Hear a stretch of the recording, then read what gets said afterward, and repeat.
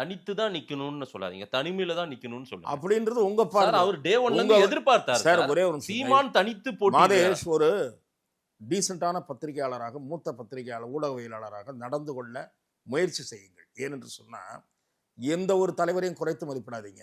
நாளைக்கு எங்க கொண்டு போய் மூஞ்சியை வச்சுப்பீங்க? நீங்க போடுற கட்சி சீமானை விடவோ இல்ல இன்னொரு கட்சியோடவோ ஓட்டு கூட வாங்கிட்டா பொது இடங்கள்ல நீங்க நான் தவறு செய்தேன்னு மன்னிப்பு கேட்பீங்களா?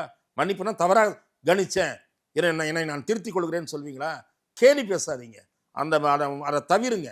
எவ்வளவு பெரிய மக்கள் கூட்டம், இளைஞர்கள் கூட்டம் பின்னால் இருக்கக்கூடிய ஒரு ஆளை சாதாரணமாக குறைத்து மதிப்பிடுறீங்க. கட்டுக்கடங்காத கூட்டம் ஓடி வருது. போலீஸ் தடை, பேரிகேடு எல்லாத்தையும் உடைச்சிட்டு ஓடி வர்றான்.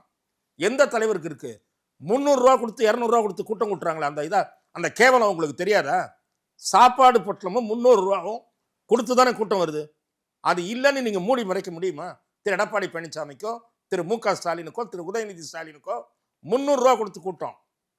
இங்க அப்படியா? ஏன் குறைத்து மதிப்பிடுறீங்க? ஏன் இழிவா பேசுறீங்க? அப்படி பண்ணாதீங்கன்ற ஒரு ஊடகவியலாளராக ஊடக அறத்துடன் செயல்படுங்க. தனிமையில நிக்கிறாருன்றீங்க. தனிமையில நின்னா அது கேவலம். அது என்ன இதுவா? அந்த ஆளுடைய தன்னம்பிக்கை பாராட்ட முடியல உங்களால? இல்ல காத்திருந்தாரு. நிறைய பேருக்கு யாருமே சார் அவர் ஒரு அழைப்பு விடுத்தாரு. இவங்க 2 பேரும் ரெடியா இல்ல. அவர் இன்னைக்கு சொன்னார்ல, ஒண்ணு நான் இருக்கணும் இல்ல நீ இருக்கணும், நம்ம 2 பேரும் தான் மாறி மாறி அடிக்கணும்.